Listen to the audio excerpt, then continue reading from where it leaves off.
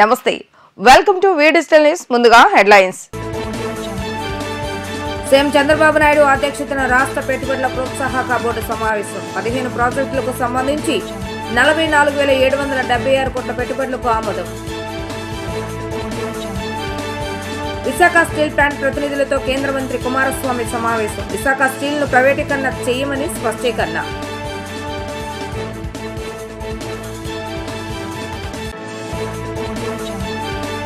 ముప్పై 35 ఏళ్ల పోలీస్ ఆఫీసర్గా ప్రజలకు సేవ సంతృప్తిగా ఉందన్న డీజీపీ ద్వారకా తిరుమలరావు. సిఫార్సు లేకుండా సామాన్యులకు న్యాయం జరిగిన రోజే నిజమైన పోలీసింగ్ అని వ్యాఖ్య. ఒప్పందాలపై పరిశ్రమల యాజమాన్యాలతో నిరంతరం చర్చల ద్వారా సాధ్యమైనంత త్వరగా ప్రాజెక్టుల గ్రౌండ్ అయ్యేలా చూడాలని సీఎం చంద్రబాబు నాయుడు సూచించారు. అధికారులు, మంత్రులు పెట్టుబడులను ట్రాక్ చేయడం ద్వారా త్వరితగతిన ఫలితాలు చూపించాలని అన్నారు. తీవ్రమైన పోటీ నెలకొన్న నేటి పరిస్థితుల్లో ఫలితాలు రావాలంటే స్పీడ్ ఆఫ్ డూయింగ్ బిజినెస్ అమలు చేసి చూపాలని అధికారులకు ఆయన సూచించారు. అమరావతి సచివాలయంలో సీఎం చంద్రబాబు నాయుడు అధ్యక్షతన స్టేట్ ఇన్వెస్ట్మెంట్ ప్రమోషన్ బోర్డు 3వ సమావేశం నిర్వహించారు. మొత్తం 15 ప్రాజెక్టులకు సంబంధించి పెట్టుబడులకు ఆమోదం తెలుపుతూ ఎస్ఐపిబి నిర్ణయం తీసుకుంది. 44,776 కోట్ల పెట్టుబడులకు ఆమోదం తెలిపింది.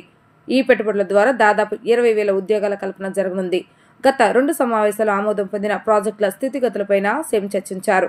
3 నెలల్లో ఆర్సిలర్ మిట్టల్ స్టీల్, బీపీసీఎల్ ప్రాజెక్టులకు శంకుస్థాపన జరగనుంది. అల్లూరి జిల్లాలో 14,328 కోట్ల పెట్టుబడితో నవయుగ ఇంజనీరింగ్ లిమిటెడ్ ఏర్పాటు చేయనున్న 2,300 మెగావాట్ల విద్యుత్ ప్రాజెక్టుకు ఎస్ఐపిబి ఆమోదముద్ర వేసింది. అన్నమయ్య జిల్లాలో 10,300 కోట్లతో మేఘా సంస్థ పంపుడు స్టోరేజ్ ప్రాజెక్టు ఏర్పాటుకు ప్రతిపాదించింది.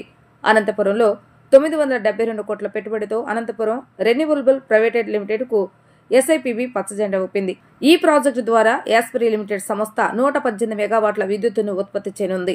సత్యసాయి జిల్లాలో 1,163 కోట్లతో కడప రెన్యూవబుల్ లిమిటెడ్ ప్రాజెక్టు ఏర్పాటుకు ఎస్ఐపిబి గ్రీన్ సిగ్నల్ ఇచ్చింది. రాష్ట్ర స్థాయిలో అనుమతులు, క్షేత్రస్థాయిలో పనులపై కలెక్టర్లతో సమీక్ష చేయాలని ప్రధాన కార్యదర్శిని ఆదేశించారు. పెట్టుబడులపై దిగ్గజ సంస్థల నుంచి జాతీయ, అంతర్జాతీయ పారిశ్రామికవేత్తల నుంచి వస్తున్న స్పందన సంతృప్తికరంగా ఉందని ముఖ్యమంత్రి అభిప్రాయపడ్డారు. ప్రతి అవకాశాన్ని రాష్ట్రానికి పెట్టుబడులు సాధించేందుకు ఉపయోగించుకోవాలని సీఎం చంద్రబాబు నాయుడు తెలిపారు. విశాఖ స్టీల్ ప్లాంట్ ను ప్రైవేటీకరణ చేయబోమని కేంద్ర ఉక్కు శాఖ మంత్రి కుమారస్వామి తేల్చి చెప్పారు. ప్లాంట్ ను పునర్నిర్మిస్తామని తెలిపారు. విశాఖ ఉక్కు పరిశ్రమ సాధనకు సుమారు 30 మంది మరణించారని గుర్తు చేశారు. పరిశ్రమ ప్రారంభంలో ఉత్పత్తి బాగా ఉండేదని ఆయన స్పష్టం చేశారు. విశాఖ స్టీల్ ప్లాంట్ ప్రతినిధులు, అధికారులు, కార్మిక సంఘాల ప్రతినిధులతో వేర్వేరుగా కుమారస్వామి భేటీ అయ్యారు. భేటీ అనంతరం ఆయన మీడియాతో మాట్లాడుతూ 2013-14 వరకు ఉక్కు పరిశ్రమ పనితీరు బాగానే ఉందని, 2014లో నవరత్న హోదా సాధించిందని, ఉక్కు ఉత్పత్తి పెంచాలని నిర్ణయించినప్పటి నుంచి నష్టాల్లోకి వెళ్లిందని అన్నారు. విశాఖ ఉక్కు పరిశ్రమ దుస్థితి గురించి ఏపీ ఎంపీలు వివరించారు. కేంద్ర మంత్రి అయ్యాక స్టీల్ ప్లాంట్ పై ఎన్నో సమీక్షలు చేశానని అన్నారు. 2021లో విశాఖ ఉక్కు పరిశ్రమలో పెట్టుబడులు ఉపసంహరణకు ప్రతిపాదించారని అన్నారు. ప్రస్తుతం ఈ ప్లాంట్ కు 35,000 కోట్ల అప్పు ఉందని, 2030 లోపు 300 మిలియన్ టన్నుల స్టీల్ ఉత్పత్తి సాధించాలని ప్రధాని మోడీ లక్ష్యం నిర్దేశించారని అన్నారు. ప్రపంచ ఉక్కు ఉత్పత్తిలో ప్రస్తుతం 2వ స్థానంలో ఉన్నామని, కార్మికుల సమస్యలను 3 నెలల్లో కొలిక్కి తెస్తామని ఆయన వివరించారు. Whatever Vermaji expressed before you that our Prime Minister's vision of Vikasit Bharat, he has given a deadline to our steel ministry that by 2030 we should reach 300 million ton production of steel. Now we are in the second place in the world. China is the first country. After China, we are in the second place. Several challenges are there. The rate fluctuation also. Every day we are seeing even China dumping excess production what they have producing to India also. Several issues are with us. When I review about the RINL history is very big history is there. Several common men at that time when the protest was going on, in more than 40-60 years back, I think 1980 or 1970s, more than 30 civilians was dead in that protest. Several senior citizens of Andhra, they have contributed in a big way to build up this RINL steel plant.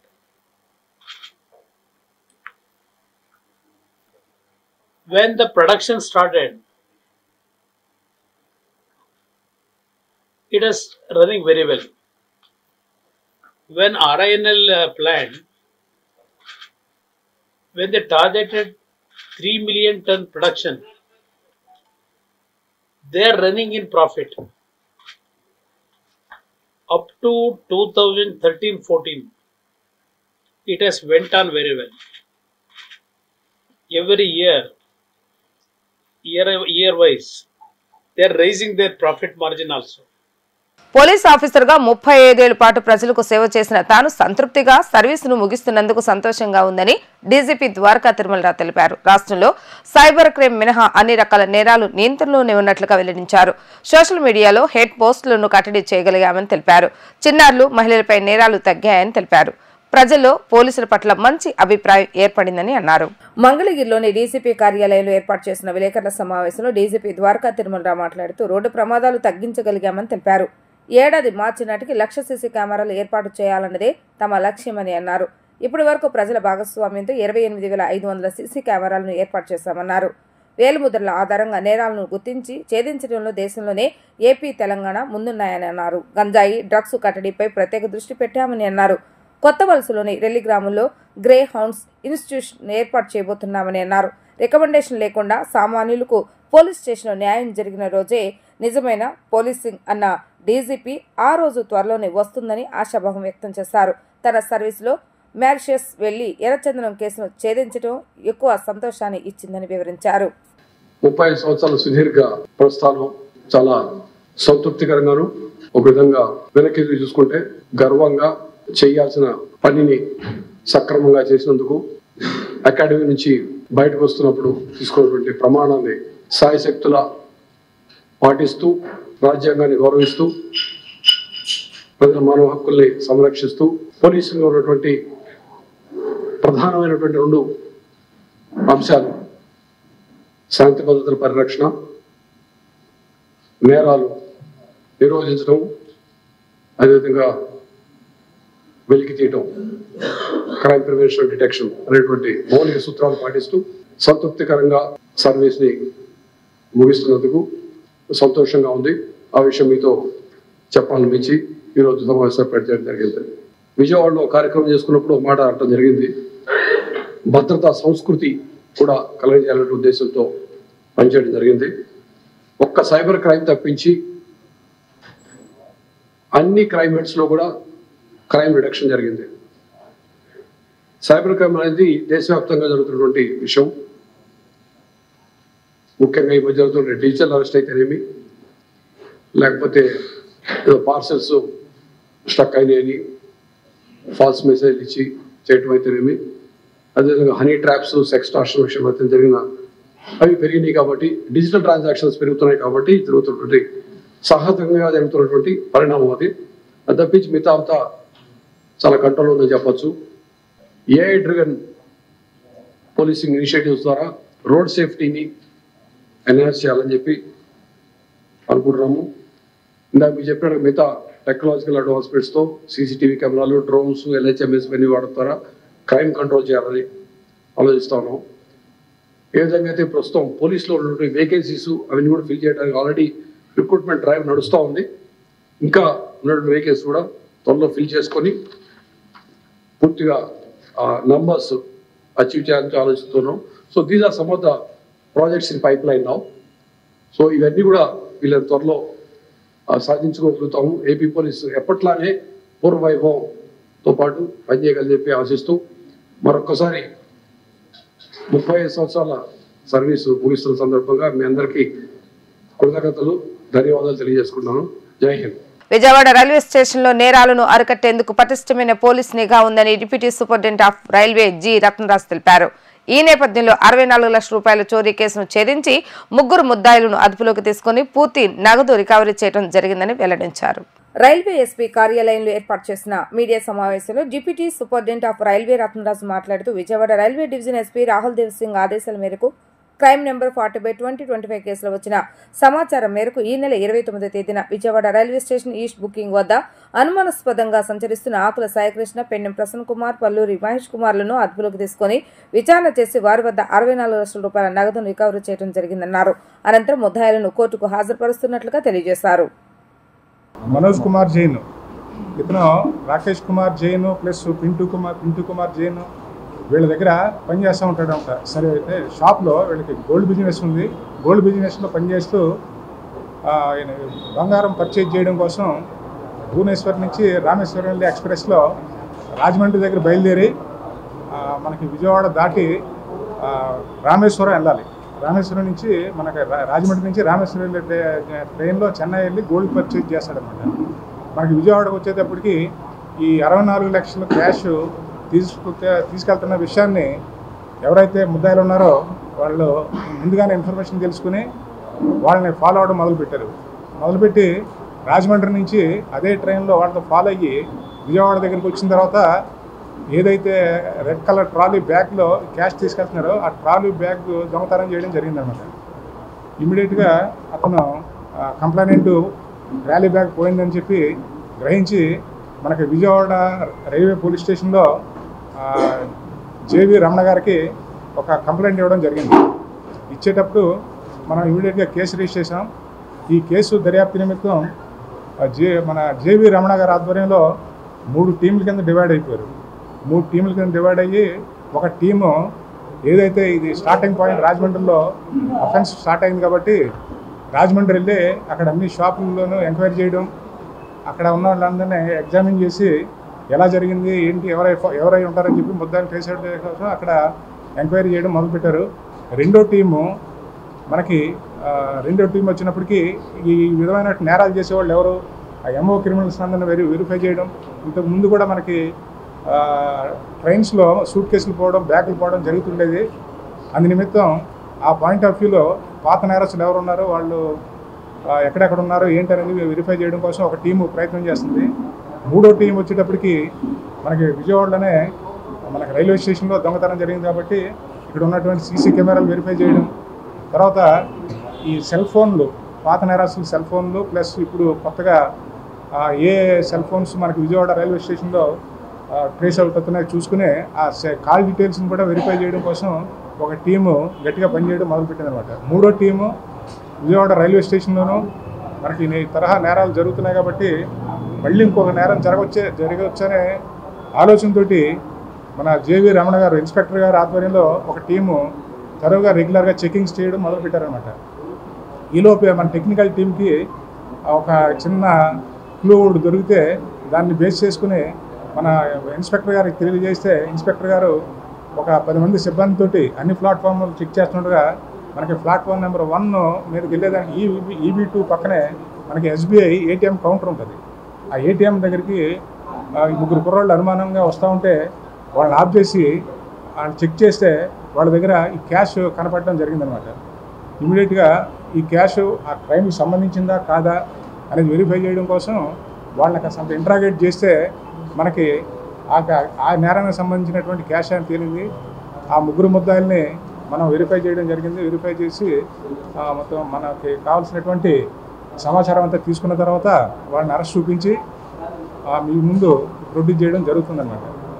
ఇది మన GRP police స్టేషన్లో crime number 40/2025 ఈ క్రైమ్లో మనం ఈ ముద్దాయిల్ని 303 class 2 కింద మనం arrest చూపించి వీళ్ళందరినీ ప్రెస్ మీట్ తర్వాత జ్యుడిషియల్ రిమాండ్కి పంపించడం జరుగుతుంది. క్రైస్తవుల సంక్షేమానికి రాష్ట్రంలో కూటమి ప్రభుత్వం చిత్తశుద్ధితో పనిచేస్తుందని టీడీపీ క్రిస్టియన్ సెల్ రాష్ట్ర ఉపాధ్యక్షుడు ఈటే స్వామిదాస్ అన్నారు. టీడీపీ కూటమి ప్రభుత్వంపై వైఎస్ఆర్సీపీ క్రిస్టియన్ సెల్ నాయకులు చేసిన ఆరోపణలు ఆయన తీవ్రంగా ఖండించారు. గాంధీనగర్ ప్రెస్ క్లబ్ లో ఏర్పాటు చేసిన విలేకరుల సమావేశంలో టీడీపీ క్రిస్టియన్ సెల్ రాష్ట్ర అధ్యక్షుడు ఈటీ స్వామిదాస్ మాట్లాడుతూ 2014లో చంద్రబాబు నాయుడు ముఖ్యమంత్రిగా ఉన్న సమయంలో 2 ఎకరాల క్రిస్టియన్ భవన నిర్మాణానికి చర్యలు చేపట్టామని అన్నారు.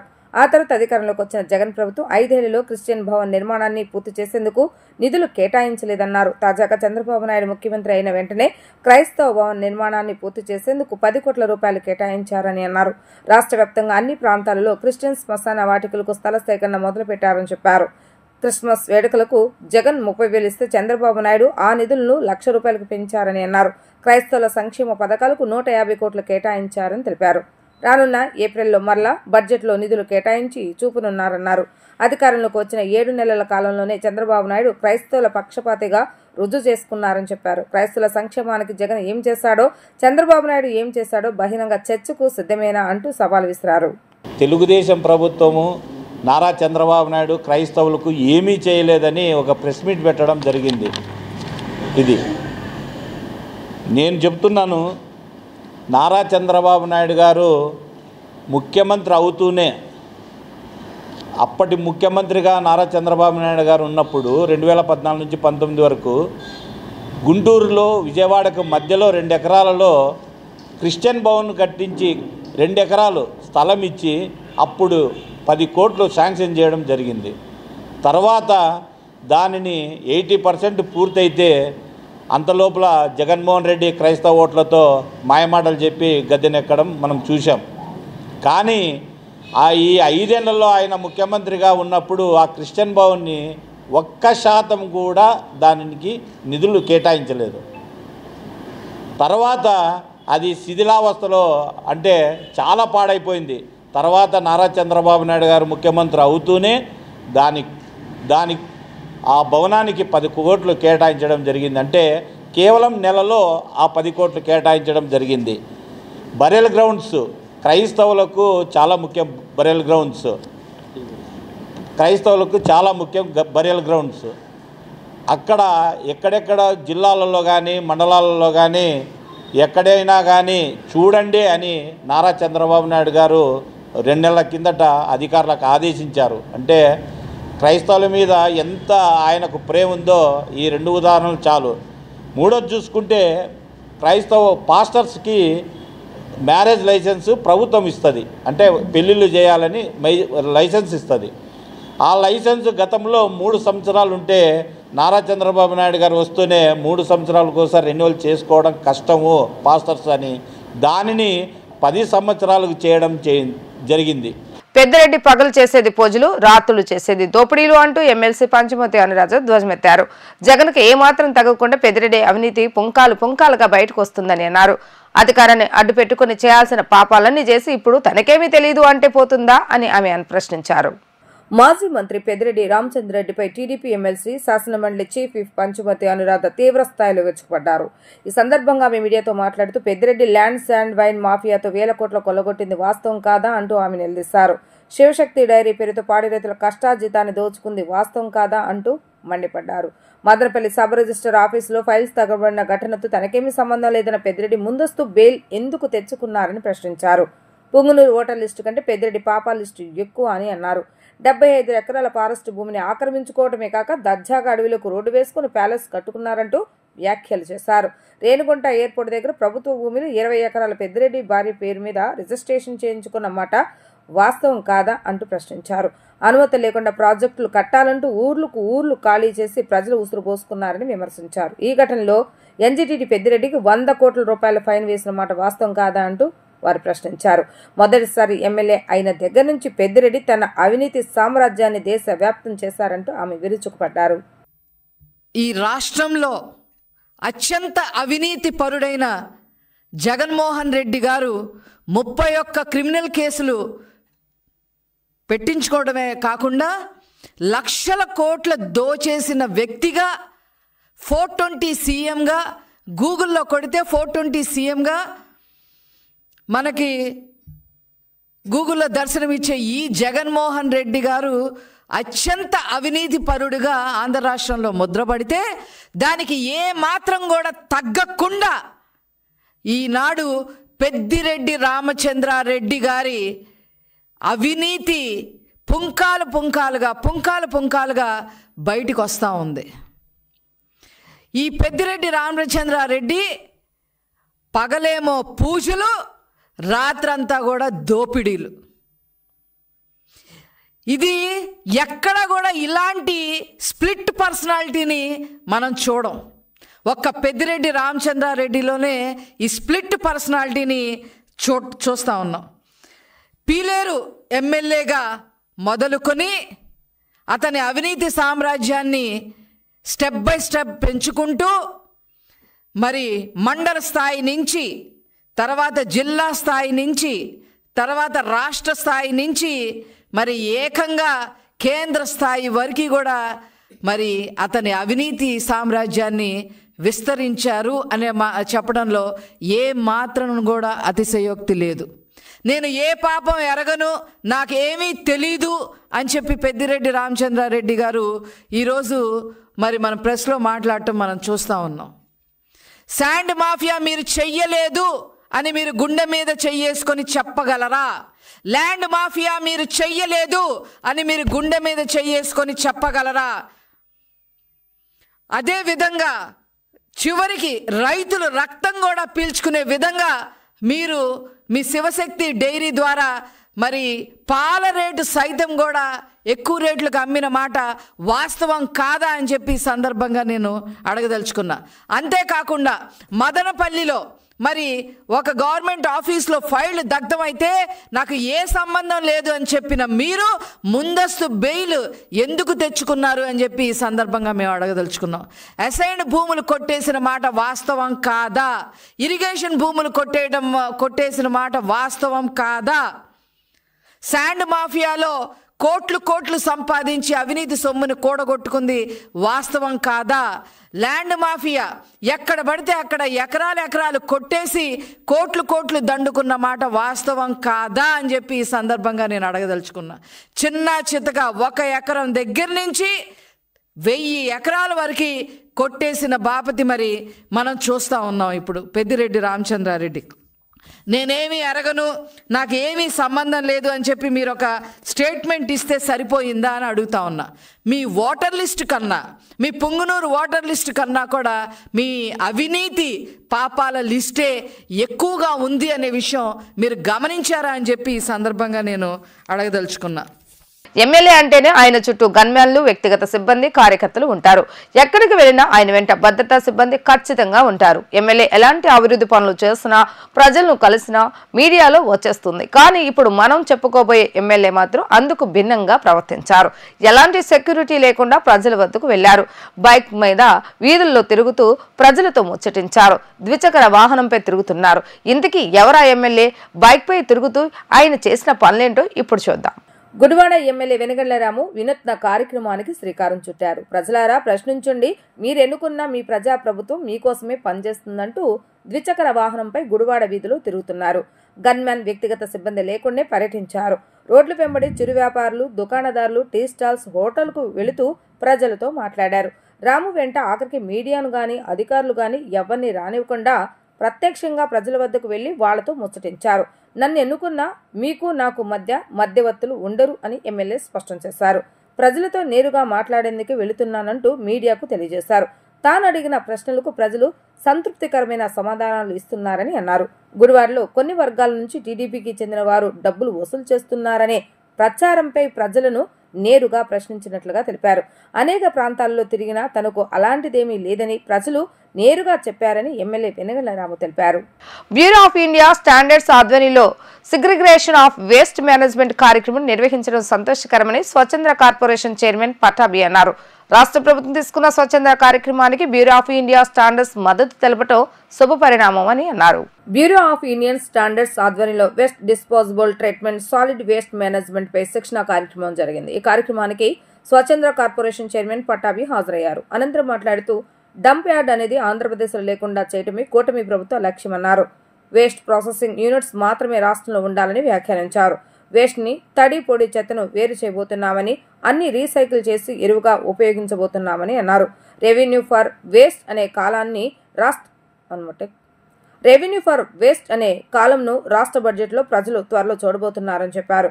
అన్ని శాఖల నుండి ప్రభుత్వానికి ఎలా ఆదాయం వస్తుందో అలాగే చెత్త నుండి కూడా ప్రభుత్వానికి ఆదాయం రాబోతుందని అన్నారు. ఇవాళ కొన్ని నిర్దిష్టమైనటువంటి లక్ష్యాలతో స్వచ్ఛాంధ్ర కార్పొరేషన్ అదేవిధంగా రాష్ట్ర ప్రభుత్వం పనిచేస్తూ ఉన్నాయి వేస్ట్ మేనేజ్మెంట్కి సంబంధించి. మరి అన్నిటికంటే ముఖ్యంగా ఒక డంప్ యార్డ్ ఫ్రీ స్టేట్, ఆంధ్రప్రదేశ్ని ఒక డంప్ యార్డ్ ఫ్రీ స్టేట్గా మార్చాలన్నది చంద్రబాబు నాయుడు గారు మాకు నిర్దేశించినటువంటి ఒక ప్రధానమైనటువంటి లక్ష్యం. రాష్ట్రంలో ఏ ఊర్లో కూడా, అది గ్రామం అయినా పట్టణం అయినా సిటీ ఏదైనా కూడా, డంప్ యార్డ్ అనేది ఇక మీదట ఉండకూడదు. వేస్ట్ని డంప్ చేయటం అనేటటువంటి పద్ధతికి పూర్తిగా మనం దూరం కావాలి. ఉంటే రాష్ట్రంలో వేస్ట్ ప్రాసెసింగ్ సెంటర్స్ ఉండాలి, కానీ వేస్ట్ డంపింగ్ యార్డ్స్ అనేవి ఎక్కడా కూడా ఇక కనపడకూడదని చెప్పి ఒక ఖచ్చితమైనటువంటి లక్ష్యాన్ని మాకు ఇవ్వటం. ఎందుకంటే గత ప్రభుత్వం 85 లక్షల టన్నుల చెత్తని ఎక్కడికక్కడ వదిలేసి వెళ్ళిపోయింది. చెత్త మీద పన్నేసి చెత్తను వదిలేశారు.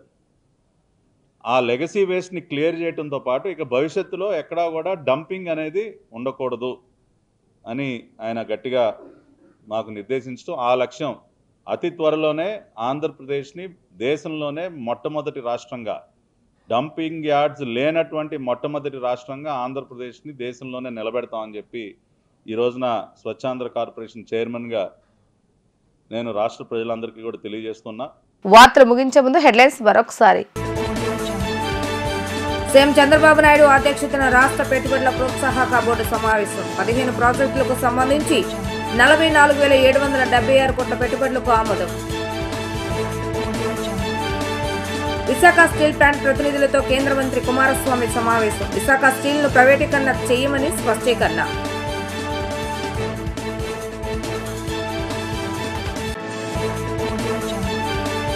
ముప్పై 35 ఏళ్ల పోలీస్ ఆఫీసర్గా ప్రజలకు సేవ సంతృప్తిగా ఉందన్న డీజీపీ ద్వారకా తిరుమలరావు. సిఫార్సు లేకుండా సామాన్యులకు న్యాయం జరిగిన రోజే నిజమైన పోలీసింగ్ అని వ్యాఖ్య. ఇవి ఈరోజు వార్తా విశేషాలు. మరలా 3 ప్రసారమే వార్తలు మళ్ళీ కలుద్దాం. అందరికి సెలవు. నమస్కారం.